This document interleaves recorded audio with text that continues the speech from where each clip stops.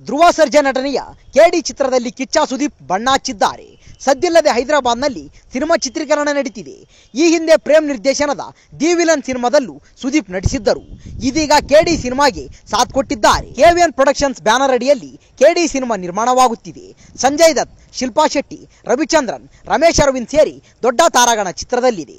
PAN India ಮಟ್ಟದಲ್ಲಿ 5 ಭಾಷೆಗಳಲ್ಲಿ cinema ನಿರ್ಮಾಣವಾಗುತ್ತಿದೆ. ಈಗಾಗಲೇ 2 ಸಾಂಗ್ಸ್ ಹಾಗೂ 2 ಟೀಸರ್ ರಿಲೀಸ್ ಆಗಿ ಸದ್ದು ಮಾಡಿದೆ.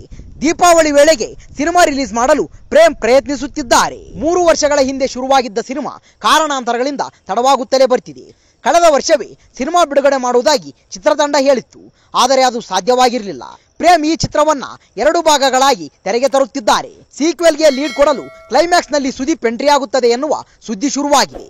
ಆದರೆ ಈ ಬಗ್ಗೆ ಅಧಿಕೃತ ಮಾಹಿತಿ ಇಲ್ಲ. ಕೆಡಿ ಚಿತ್ರದಲ್ಲಿ ಕಿಚ್ಚನಿಗಾಗಿ ಪ್ರೇಮ್ ವಿಭಿನ್ನ ಪಾತ್ರ ಡಿಸೈನ್ ಮಾಡಿದ್ದಾರೆ.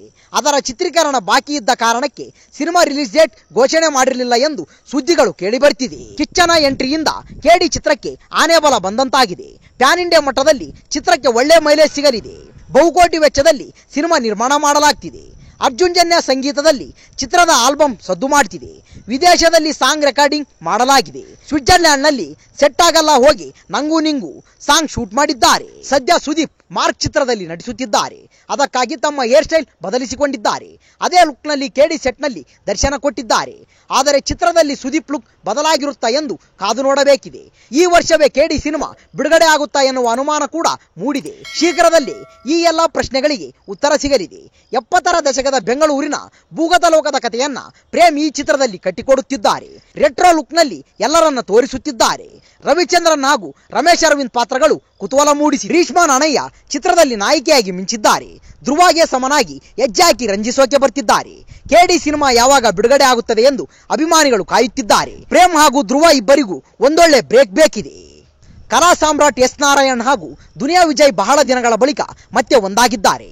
ಇಬ್ಬರು ಜೊತೆ ಸೇರಿ ಸಿನಿಮಾ ಮಾಡಿದ್ದಾರೆ. ಈ ಸಿನಿಮಾದಲ್ಲಿ ಜನಪ್ರಿಯ ನಿರ್ಮಾಪಕ ಕೆ ಮಂಜು ಪುತ್ರ ಶ್ರೇಯಸ್ ಮಂಜು ಕೂಡ ಪ್ರಮುಖ ಪಾತ್ರದಲ್ಲಿ ಕಾಣಿಸಿಕೊಂಡಿದ್ದಾರೆ. ಕೆ ಮಂಜು ಹಾಗೂ ರಮೇಶ್ ಯಾದವ್ ಈಶಾ ಪ್ರೊಡಕ್ಷನ್ ಮೂಲಕ ಈ ಸಿನಿಮಾವನ್ನ ನಿರ್ಮಾಣ ಮಾಡಿದ್ದಾರೆ. ಕನ್ನಡ ಚಿತ್ರರಂಗದ 4 ಮಂದಿ ಅನುಭವಿಗಳು ಸೇರಿ ಮಾಡಿದ ಸಿನಿಮಾವಿದು. ಒಂದ್ ಕಡೆ ಎಸ್ ನಾರಾಯಣ್, ಇನ್ನೊಂದು ಕಡೆ ದುನಿಯಾ ವಿಜಯ್, ಮತ್ತೊಂದು ಕಡೆ ಕೆ ಮಂಜು ಹಾಗೂ ರಮೇಶ್ ಯಾದವ್ ಮಾರುತ ಸಿನಿಮಾಗಾಗಿ ಕೈಜೋಡಿಸಿದ್ದಾರೆ. ಹೀಗಾಗಿ ಮಾರುತ ಕರ್ನಾಟಕದ ಬಾಕ್ಸ್ ಆಫೀಸ್ ನಲ್ಲಿ ಮೋಡಿ ಮಾಡಬಹುದೆಂಬ ನಿರೀಕ್ಷೆ ಹುಟ್ಟುಹಾಕಿದೆ. ಇನ್ನು Duniya Vijay back to back ಯಶಸ್ಸಿನ ರುಚಿ ಕಂಡಿದ್ದಾರೆ. ಅವರೇ ನಿರ್ದೇಶಿಸಿದ ಸರಗ ಹಾಗೂ ಭೀಮಾ ಸಿನಿಮಾಗಳು ಸೂಪರ್ ಹಿಟ್ ಆಗಿವೆ. ದುನಿಯಾ ವಿಜಯ್ ಅವರೊಂದಿಗೆ ಶ್ರೇಯಸ್ ಮಂಜು ಲಕ್ ಕೂಡ ಕುಲಾಯಿಸುತ್ತಾ ಅನ್ನೋದನ್ನ ಕನ್ನಡ ಚಿತ್ರರಂಗ ಎದುರು ನೋಡುತ್ತಿದೆ. ಎಸ್ ನಾರಾಯಣ್ ನಿರ್ದೇಶಿಸಿರುವ ಮಾರುತ ಸಿನಿಮಾ ಅದ್ದೂರಿಯಾಗಿ ಮೂಡಿ ಬಂದಿದೆ ಎಂದು ಚಿತ್ರತಂಡ ಹೇಳಿಕೊಂಡಿದೆ. ಈಗಾಗಲೇ ರಿಲೀಸ್ ಆಗಿರುವ ಹಾಡುಗಳು ಹಾಗೂ ಟೀಸರ್ ಗಮನ ಸೆಳೆದಿದೆ. ಅಂದ ಹಾಗೆ ಇಲ್ಲೊಂದು ಟ್ವಿಸ್ಟ್ ಇದೆ. ಎಸ್ ನಾರಾಯಣ್ ಆಕ್ಷನ್ ಕಟ್ಟಿ ಹೇಳಿರುವ ಈ ಸಿನಿಮಾಗೆ ಶ್ರೇಯಸ್ ಮಂಜು ಹೀರೋ. ಈ ಯುವ ನಟನಿಗೆ ಬೆಂಬಲವಾಗಿ ದುನಿಯಾ ವಿಜಯ್ ಪ್ರಮುಖ ಪಾತ್ರವೊಂದರಲ್ಲಿ ನಟಿಸಿದ್ದಾರೆ.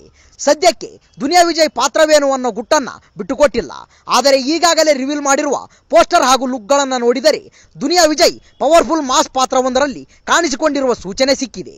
ಕೈಯಲ್ಲಿ ಗನ್ ಹಿಡಿದು ದುನಿಯಾ ವಿಜಯ್ ಖಡಕ್ ಲುಕ್ ಕೊಟ್ಟಿದ್ದಾರೆ. ಮಾರುತ ಸಿನಿಮಾಗೆ ಎಸ್ ನಾರಾಯಣ್ ಅವರ ನಿರ್ದೇಶನದ ಜೊತೆ ಸಂಗೀತ ಸಂಯೋಜನೆ ಕೂಡ ಅವರೇ ಮಾಡಿರುವುದು ವಿಶೇಷ. ದುನಿಯಾ ವಿಜಯ್ ಶ್ರೇಯಸ್ ಕೆ ಮಂಜು ಜೊತೆ ನಾಯಕಿಯಾಗಿ ಬೃಂದ ಕಾಣಿಸಿಕೊಂಡಿದ್ದಾರೆ. ಇವರೊಂದಿಗೆ ನಿಶ್ವಿಕಾ ನಾಯ್ಡು, ಸಾಧು ಕೋಕಿಲ, ರಂಗಯ್ಯಣ್ಣ ರಘು, ತಾರಾ ಅನುರಾಧ, ಶರತ್ ಲೋಹಿತಾಶ್ವ, ಪ್ರಮೋದ್ ಶೆಟ್ಟಿ, ಮಂಜು ಪಾವಗಳ, ಚೈತ್ರ ಶಿಣ್ಣೆ ಹಾಗೂ ಸಂಜಯ್ ಶಾಸ್ತ್ರಿ ಸೇರಿದಂತೆ ಹಲವು ಕಲಾವಿದರು ನಟಿಸಿದ್ದಾರೆ. ಈ ಸಿನಿಮಾದ ಇನ್ನೊಂದು ವಿಶೇಷ ಅಂದರೆ ಅತಿಥಿ ಪಾತ್ರದಲ್ಲಿ ಕ್ರೇಜಿ ಸ್ಟಾರ್ ರವಿಚಂದ್ರನ್ ಅವರು ಪ್ರಮುಖ ಪಾತ್ರದಲ್ಲಿ ನಟಿಸಿದ್ದಾರೆ. ಈ ಬಹುನಿರೀಕ್ಷಿತ ಸಿನಿಮಾ ಅಕ್ಟೋಬರ್ 31ರಂದು ಅದ್ದೂರಿಯಾಗಿ ರಿಲೀಸ್ ಆಗುತ್ತಿದೆ. ಈ ವಿಡಿಯೋ ಇಷ್ಟವಾದಲ್ಲಿ ನಮ್ಮ ಚಾನಲ್ ಲೈಕ್ ಮಾಡಿ, ಶೇರ್ ಮಾಡಿ, ಸಬ್ಸ್ಕ್ರೈಬ್ ಮಾಡಿ ಅಂತ ಹೇಳ್ತಾ ಅಲ್ಲಿಯವರೆಗೂ ಟೇಕ್ ಕೇರ್, ಬಾಯ್ ಫ್ರೆಂಡ್ಸ್.